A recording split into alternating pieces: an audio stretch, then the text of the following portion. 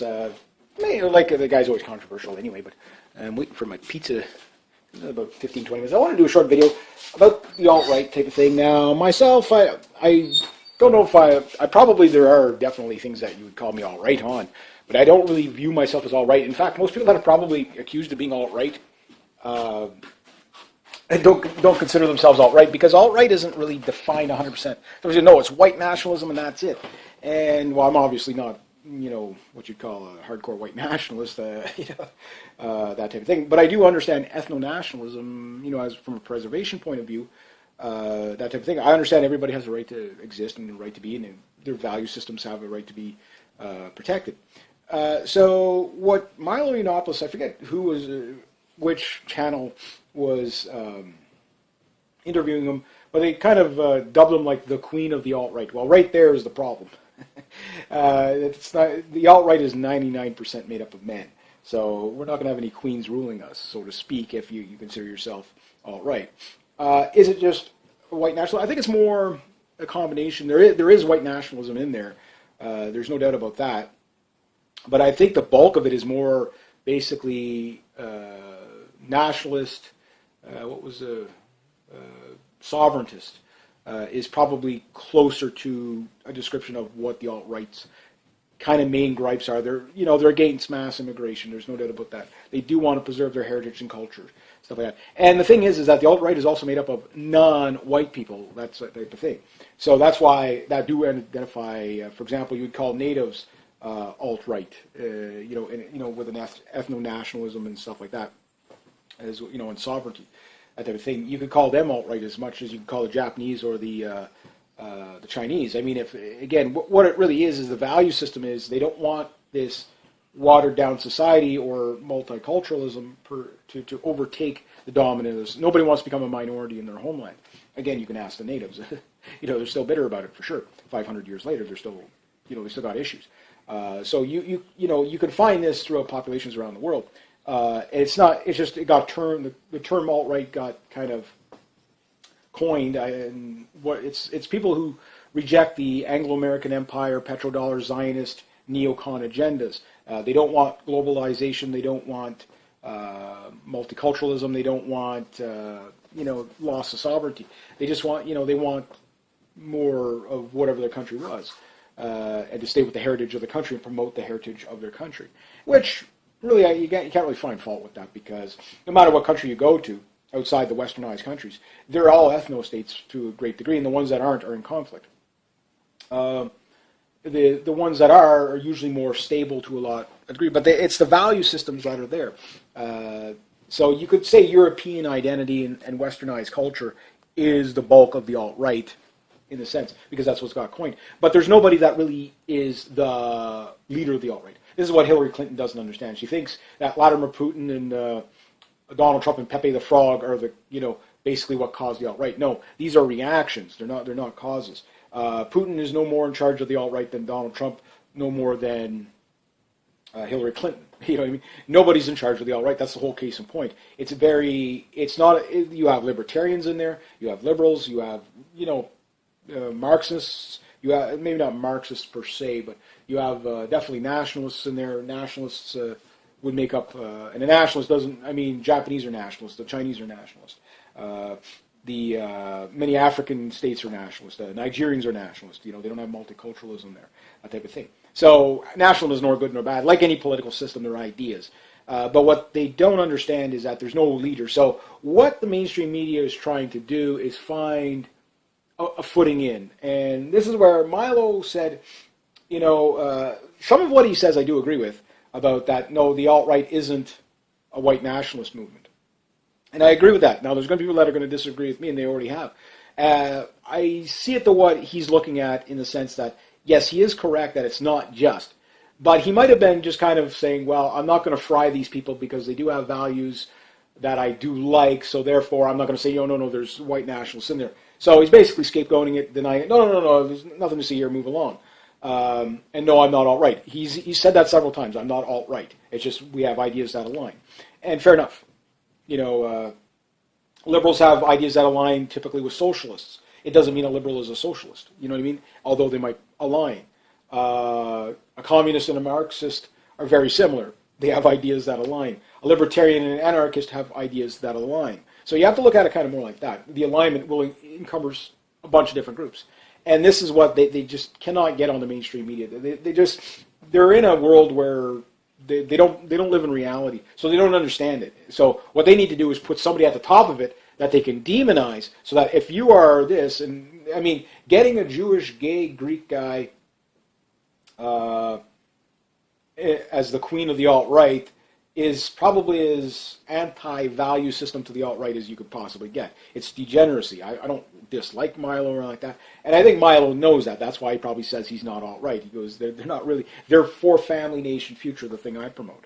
Because with strong family, you get rid of feminism, you have a stable household, lower crime rates, lower welfare, etc., stable communities, and from there you can breed culture. From culture you can have a stable nation, and from a stable nation you can have a future. So family, nation, future. That is probably the hardcore of the alt-right. Now there's a video, I don't know if I've already released it or not. The way in my filing system, my chaotic filing system that I have, it doesn't look like I did. So I'll probably bring that out. But there are some people that say, no, it's all about white nationalism. No, they're in there. They're in there because I think you could say ethno-nationalist, cultural nationalist, whatever, sovereigntists. Yeah, they make up probably a good proportion, a bigger proportion than the white nationalists. So I think Milo is right that it's not all about white nationalism. That's where I will disagree with Red Ice on that. No, it's not all about it. It has a lot to do with it. Yes, because of the countries that it's happening in, but you can find this around the world where people want to keep their countries homogeneity, that type of thing. Whether we're talking Nigeria or Iceland, people want to keep their countries with like-minded people.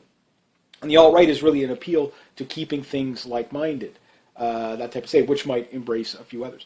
For example, I do understand why a Jewish gay guy doesn't want Islamification of his country.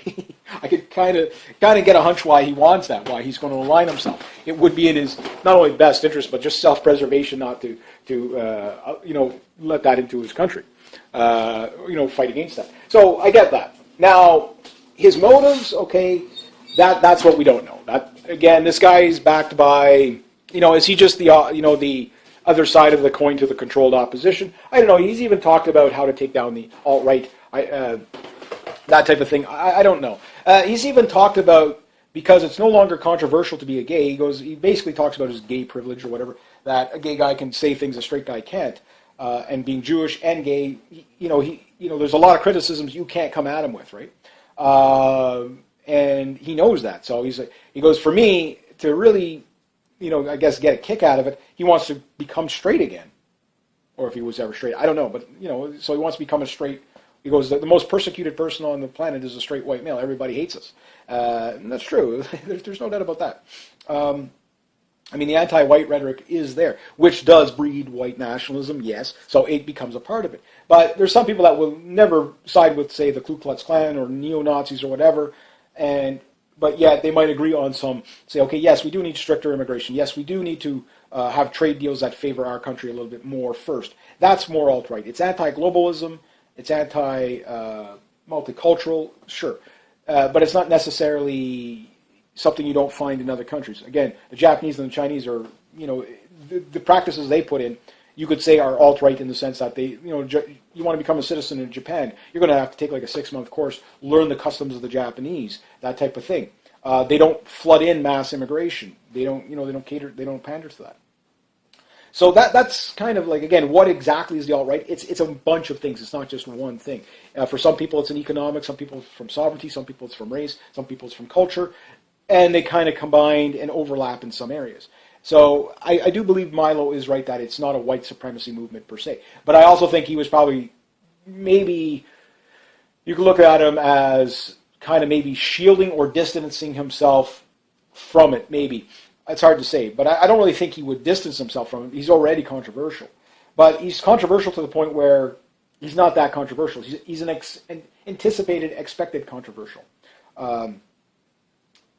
Like he can get away with it, again, with his so-called... Again, if this was coming from a non-Jewish white guy, then, yeah, that would be controversial. The stuff he says. That would definitely be controversial because he's not in any of the accepted crowds. He's the person that is completely divergent to whatever's the mainstream is, in that sense. So Milo is kind of like a in-between bridge that he gets a hall pass because, well, you can't call me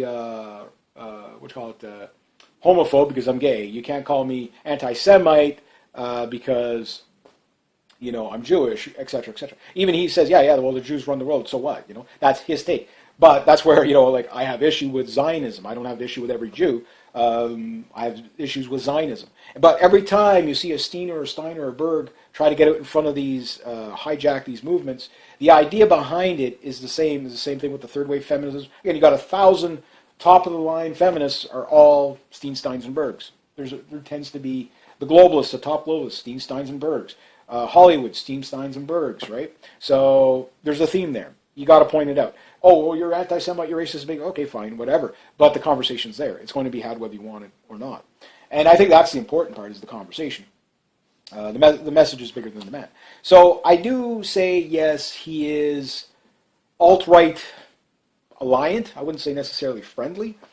I do believe some of his ideas align with the alt-right. So in that sense, yes, he can be an ally. But the alt-right, what people who do consider themselves alt-right, even though it's not purely defined, and because there's no leader at the top of it, they're trying to make Donald Trump the alt-right leader. They're trying to make Vladimir Putin the alt-right leader. White nationalists and white supremacists, these are the alt-right leaders. No, they're not. That's a white nationalist. That's an ethno-nationalist. That's a constitutionalist. That's a patriot. That's a liberal. That's a conservative. That's a libertarian. These people are aligning on going against the machinations of bad policy that destroys their nation. So they're for certain things, but not for others. Many of the alt-righters are okay with gay marriage, although you'd say for the family nation future part is really it's not even in there. It's not even in the conversation.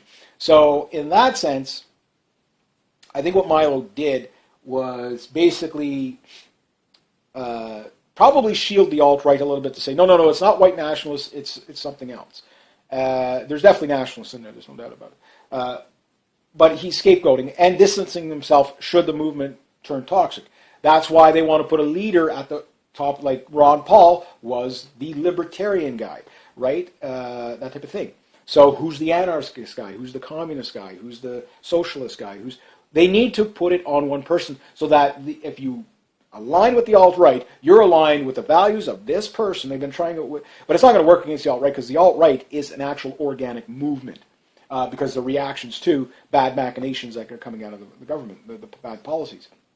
And they don't get this. So you can't really co-opt that and water it down. Now, what we see called social justice warriors now, these are people that lack critical thinking to begin with. But these people can turn alt-right like that. They can turn alt-right like that. Why? Because they're trendy. So if they see alt-right becoming the new anti-establishment, which it is, they'll just jump on board. So these people are not really a threat at all because they sway whichever way the wind goes, thinking it was their original idea, but it's not. These are not people that critically think. People that don't critically think are not really long-term dangerous because they're malleable. You can make them do this, you can make them go with this. So really the alt-right doesn't have to fear these radical leftists because as soon as you point them out and make them take them, again, and you could see the so-called alt-right, and even Donald Trump is using Saul-Alinsky tactics rules for radicals. They're taking these people outside their experience. They don't know how to respond, so Pepe the Frog memes. I mean, who would ever think that you would see a Pepe the Frog meme in a U.S. campaign? You know what I mean? Like, they just don't know what to do, and they don't know how to handle it, and they don't know how to handle it for several reasons. And the thing is because they can't put a brand on it. Now, that said, what if Milo said, yeah, well, I am the queen of the alt-right? I don't think so. I think his ego's too big to do that. But if he did, then you say, well, because of what Milo is racist and bigot and this dangerous faggot tour, that's what he calls it, he can call it that. Now, if he was a straight guy, he couldn't call it that. That's why he's saying, well, now I want to go become a straight white male because, that's where the controversy is. So he's very grandiose. This guy loves his own shadow, that type of thing. And that's fine, whatever, he does his thing. He does get exposure against the radical feminism. And if you look at his earlier footage, you can see everybody, oh, you're racist and bigot, you're racist. Everybody else is called racist, so I'm going to call him a racist. Yeah, you're racist and bigot. And now it's like, okay, you have a few radical leftists. Everybody sits there quiet, obedient to Milo's speech because it's like, okay, well, it's okay now. He's made it okay to accept his views, right? Why? Because the sticks and stones of racist, bigot, xenophobe, homophobe, all that stuff doesn't work anymore. So now that's how populations do get manipulated. They don't get manipulated by critical thought, they get manipulated by trend. That said, the trend of the alt-right, to me, is a very long-term one, and yes, you will see a rise of white nationalism due to all the crazy stuff going on. Most people have probably never heard of the alt-right until Hillary Clinton mentioned it.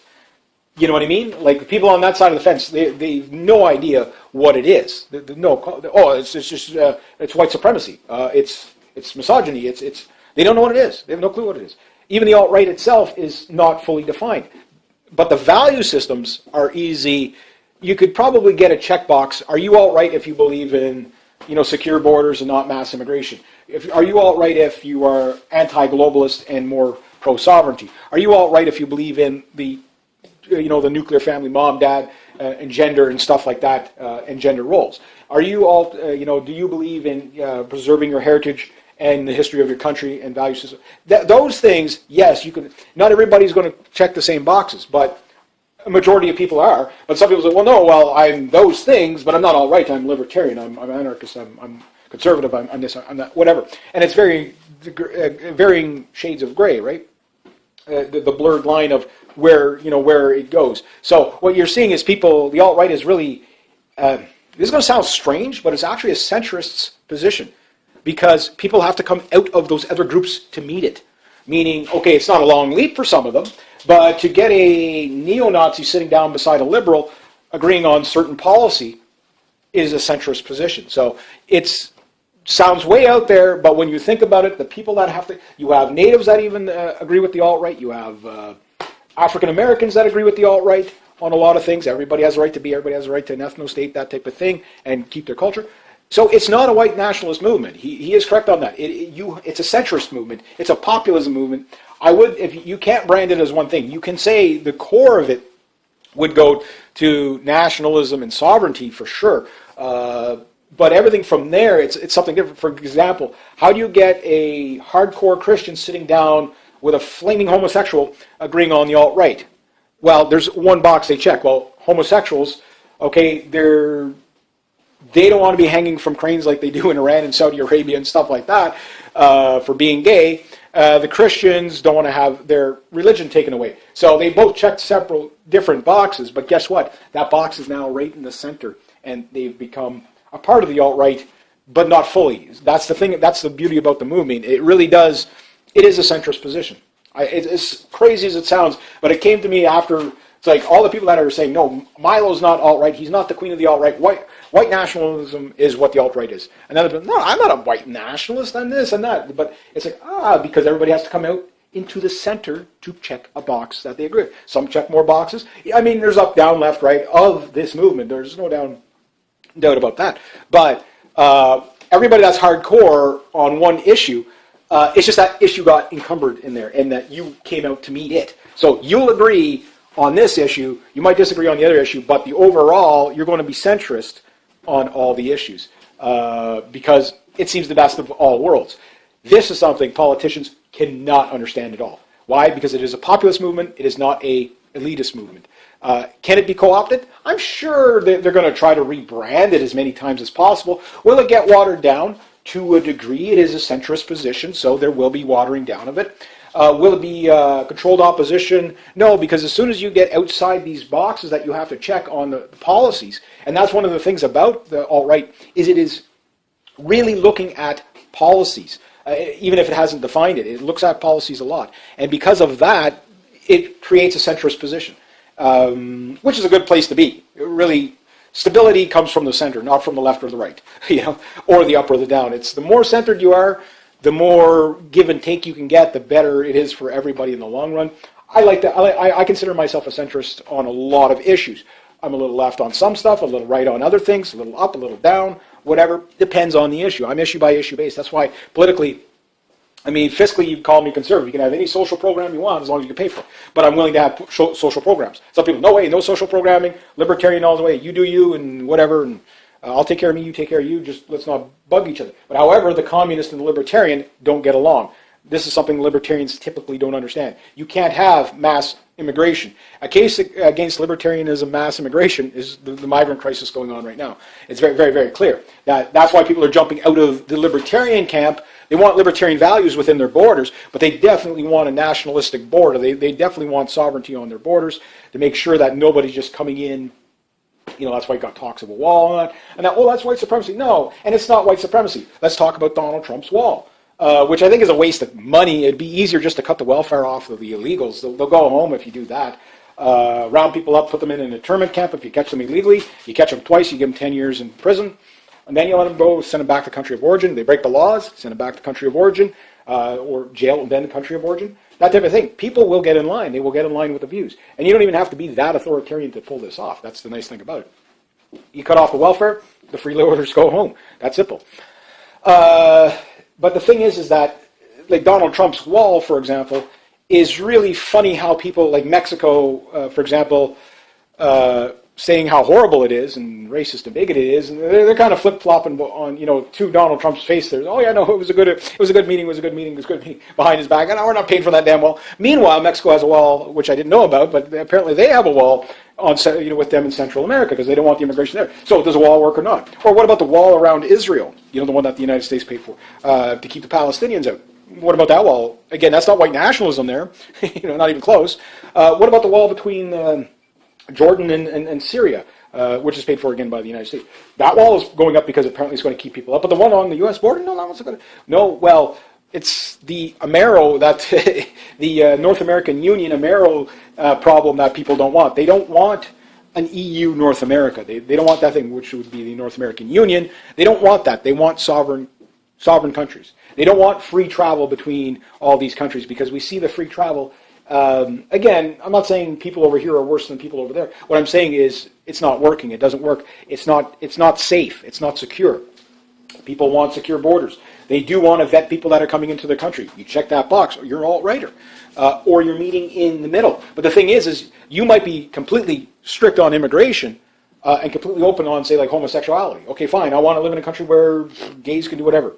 Okay, fine. Maybe you're completely anti-gay and pro-family. Okay, well, but you're libertarian enough to allow the gay to live with you as long as people promote family value, traditional family values, mom, dad, sons and daughters. You've checked the box. You've met in the middle. So you're going to give a little. You're going to take a little. So yes, the alt-right is a centrist position. I think it's just because we live in such radical times that it seems like radical ideas. Most people will just come back to say it's common sense. So I don't think Milo. I listened to that little clip or whatever. I don't think he said what he said to be facetious towards the alt-right or to kind of take charge of the alt-right. He clearly says he's not alt-right.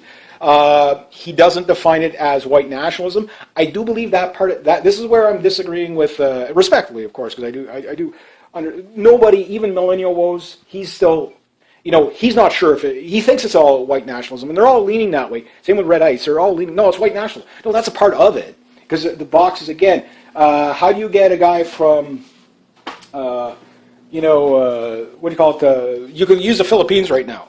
Philippines. You get the Philippines, okay? Right there, you could say those guys went alt-right in a kind of dictatorial way, but they're not taking in the mass immigration. They're not going to go into foreign policy. They're not going to do that. All these things that the alt-right doesn't want to have. They don't want to go to war in another Islamic country. They don't want to do that. But they also don't want the mass immigration from there either. They also don't want to have to pay for that. That type of thing. This is alt-right ideas, really, is you'd say maybe neoclassical conservative. A lot of stuff lines up there. Some people say it's Christianity. Some people, pushing Christianity and that type of thing. Some people say it's pushing white nationalism. Again, that's the title the world elites want to have on it, is that it's just white nationalism or whatever. Okay, fine, whatever. But it's not going to work because people are rejecting the globalization. They're rejecting the petrodollar. They're rejecting mass immigration. They're rejecting the leftist, genderless, thoughtless society. They're rejecting that stuff. They want to come back to a normalcy. Again, they don't want UN rule. They don't want a dampening on freedom of speech because people's feelings might get hurt. Whatever. These are the things that are clear to people that side with alt-right. Ooh, I better take my pizza out before it burns. I think it did. But on the other hand, you also have, all these other people that they don't understand that it's not just one thing. That's why they can't get a handle on it in a lot of ways. Ooh, my poor pizza. Ooh, my poor pizza. That's well done. It's definitely well done. Oh, that should be good. That should be good. These pizzas, they go from nothing, ready, burn. That's everything, so I'm going to have to turn that on. But anyway, I have nothing against Milo at all. I do like some of his stuff he says. Obviously, the gay thing, like for me, I don't care. You marry a fence post for all I care. I do care about the gay agendas in schools, which he talks about, which is the feminist and all that stuff, all that radical stuff. Everybody that has a sensible mind will naturally go against that. It's just, the thing about the alt-right is it makes it okay to do it. It makes it okay to not care if you get called racist, bigot, xenophobe, homophobe, misogynist, whatever they're going to throw at you. And it makes it okay to say, okay, well, no. So there is other people out there that think sensibly. The group think isn't going to take over on this one. That's like I say, all these social justice warriors now become common, sensible people. Once you, again, the mass is being kind of stupid and sheepish in general. And I mean, everybody's guilty of it. There's things you will follow along with that you shouldn't. But everybody's always waiting, what I call the penguin effect. The first penguin off the iceberg jumps in the water, says, yeah, come on in, no sharks, no sea lions, water's nice. And the rest jump in. Because somebody's okayed it to do that. Milo's okayed this much for the alt-right because it overlaps with his ideology. Now, for him to, if he came out and said, yes, I am the alt-right, the queen of the alt-right or whatever, number one, he's going against his own ideology. He's a male. He might be gay, but he's still a male. So, when he's fighting against transgenders and stuff like that, it kind of goes against what, his own principles. So he can't be a queen. He can only be a king or a prince or a duke or whatever. He can't be a queen. Why? It goes against his own arguments. But anyway, I digress. But the case in point, I think quite simply, is that this movement is organic. It's almost impossible for the world elites to harpoon it because they can't put a face on it. They can demonize it, but what are you demonizing? It's like trying to demonize the invisible. It's like shooting at an invisible man. Where is he? It's like you can't fight something you don't understand. So again, this becomes a bit of an Saul Alinsky. I mean, the rules for radicals and stuff like that, again, can be used against these social justice warriors and the political left too. Like, they can definitely be used against that. There's no doubt about that. And they are being used. And these people, again, they don't have monopoly on that because, again, whichever rule you use, again, it will kind of, a lot of it goes in lockstep with the idea of, I need 2 hands. I need 3 hands. I really need 3 hands. It goes in lockstep with the idea of basically denying the other person a chance to respond. So like the alt-right can ridicule this group, that same thing. Alinsky said there's no, the best tool a radical has is ridicule because there's no defense against it. That is incorrect. Truth is always the, truth, reason, and enlightenment are definitely against that. However, he is correct in the immediate. So when Donald Trump calls, for example, a meeting where he has, and people have made the, I don't know if this was true or not, the 88 generals and the 14 soldiers, 1488, that's hilarious. Yeah, they could have done that as a ploy too, you never know. Donald Trump, again, I doubt this guy is a white nationalist with his 13 Jewish grandkids. But you get the idea, like, they're panicking. They don't know how to deal with the alt-right because they can't get inside the experience. They don't understand. These people really don't understand the concept of family, nation, future, number one. They're cultural Marxists, whatever, globalists, whatever. They understand conquer, destroy, divide, and conquer. They understand that very, very, very well. They don't understand unification and nationalism and stability. They don't understand that. So they can't, they can demonize it to a degree, but you can't, it's like fighting a war on terror. It's a BS war. Simple. You can't fight an ideology with conventional weapons. You can only fight ideology with ideology. Long term, truth always, again, 1,000 years of lies are exposed by moments of truth, destroy the lies. This is what they don't understand. Their castle is made out of sand, and the alt-right or it's just the alt-right is just a term. But when you're talking alt-right, you're talking about people that are going for different value systems. Not everybody aligns, but it is a centrist position where people have to come out of their little group. Your white nationalist has to come out and meet the gay guy in the center to check those boxes. The libertarian has to come out to meet the liberal or the conservative or the Christian or whatever in the middle. It will be more aligned with white people countries because of what's being attacked, mass immigration and stuff like that. But, like things like Black Lives Matter and stuff like that. People see who funds it, George Soros. See, this guy, everywhere his money goes, death and destruction follows. So people see all this stuff, and then they reject it, but they don't know what to call it, right? So it just becomes an organic movement, and it just got coined alt-right. It could have been called the Penguin Effect. It could have been called March of the Rowdies. They could have called it anything they wanted. Anything they want. They're trying to call it white nationalism, and the white nationalists are, they're saying, no, that's what it's about. That's what it's about, because we agree with this stuff. But then again, the gays people, they agree with a lot of this stuff. A lot of the minorities agree with this stuff. Yeah. Again, here in Canada, 67%, I don't know how big the poll was, I believe it was a Nanos poll, 67% of Canadians are in favor of stricter immigration laws. It's very, very clear. Why? Because we understand the fragile of the culture, the family, the nation, the future. Most people, if you put it to, and again, because none of the stuff they brought in was ever voted for. Multiculturalism was never voted for. In Hungary, they're doing a vote on the refugees, but we should do that on multiculturalism. That type of thing. It was a handful of elites that decided that, Justin Trudeau's dad had decided that, no, we need to completely change and, diversify our culture and stuff like that. And then of course they say, well, you guys don't have any culture. Right there is the biggest problem they're going to have with the alt-right, because it's full of is culture and ideas. Traditionalism is a culture. The value, the Magna Carta, the value systems, the holidays, the traditions that were picked up from the settlers. Canada is nothing but culture, that type of thing. And Europe has the same thing. Almost you find every country in Europe, you can find their heritage all over the place. You see it in the buildings, you see it in the, just the way that people talk, all these different things that they celebrate, that we celebrate over here too, that we brought over from the old world, sure. But it did meld with like-minded people that were centrist in the middle. But we're now bringing in people that they're not centrist in the middle. And people are seeing it, the sparks fly. You can see it through all Europe with the migrant crisis and all that, which is manufactured. They know who's manufactured. The same people that are trying to demonize neo-Nazis and alt-right and all that are the same people, these Zionists like George Soros and Henry Kissinger, Zbigniew Brzezinski, Clintons, Bushes, Obamas, all those, Blairs, whatever. People see that and they're like, okay, well, and the Merkels and stuff like that. They see that and they're like, well, this is what we don't want.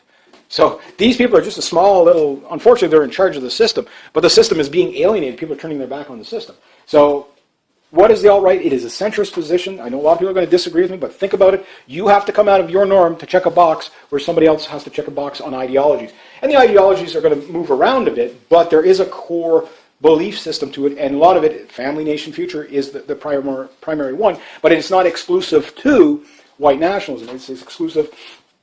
There are several Mexicans out there for Trump. There are several, and again, I'm a Canadian, so I'm watching this now. Mind you, up here in Canada, you'd think nobody up here in Canada likes Trump, but I mean, we'd probably gladly trade Trump for Trudeau. You guys don't want him, we'll take him. And it's not that I think Donald Trump is the thing. It's just he is really playing on the ideologies that people are already there. So he is not the backer of the alt-right, or he's not he's held up by the alt-right and nationalists and what have you. So that type of thing. So I guess I'm going in circles now, but you get the idea. It is a centrist position in the sense that people have to come out of many different avenues to meet in the middle, which is kind of a bizarre thing when you look at it like that. Then you could say, well, what is alt-right? Well, alt-right is kind of more common sense-based, people doing things for stability in their country, regardless of their race or religion or whatever. So that's why people are siding with it, but you can't put an individual's face on it. They'll try. They're going to try to tie, they've been trying to tie neo-Nazi cartoon frogs to the alt-right, whatever. And they get laughed at because it's like, well, people, it doesn't matter. I mean, look at all the liberals that are now alt-right. Because they're meeting out, they're still liberal, but they found a box to check that brings them into the alt-right. That type of thing. It's called alt-right. Really what it is people rejecting globalism, rejecting all that banking systems, all in the Zionism and the neoconism and whateverism, all that stuff. They're rejecting all that. They want to restore, more traditional stuff. And yeah, it goes on. So I think I'll leave it at that. I don't think Milo did anything disingenuous. It's just people disagree on what is alt-right, but I think it's a centrist position. I will have more to say on it.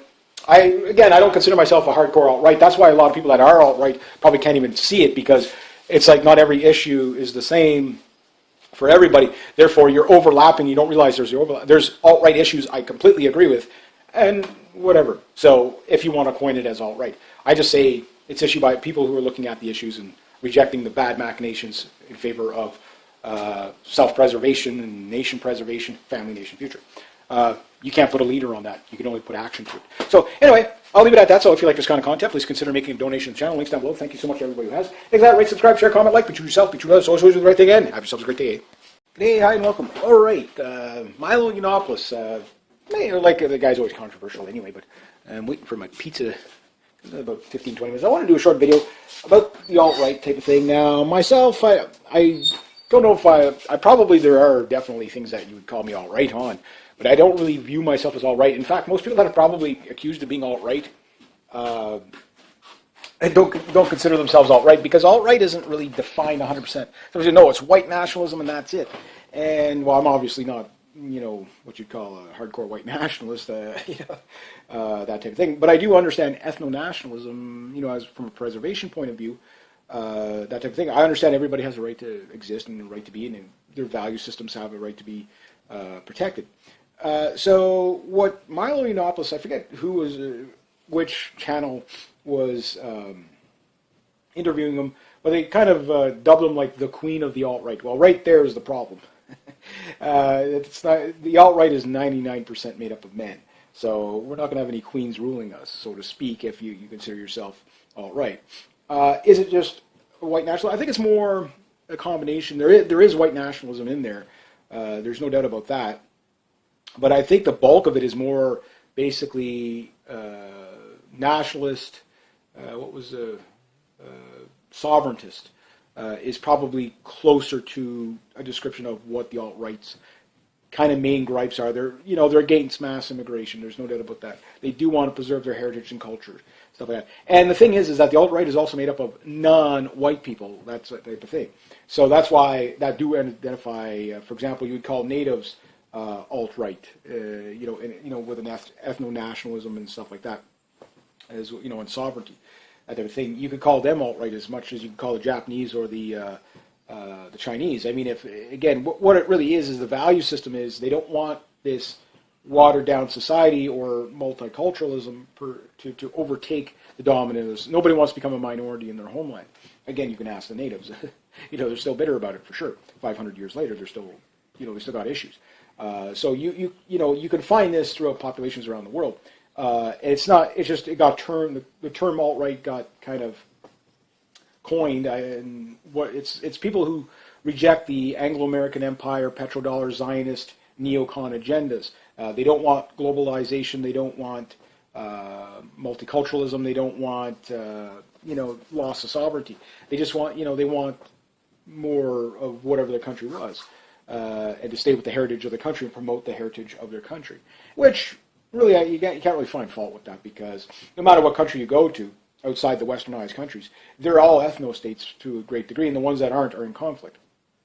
The ones that are usually more stable to a lot of degree, but it's the value systems that are there.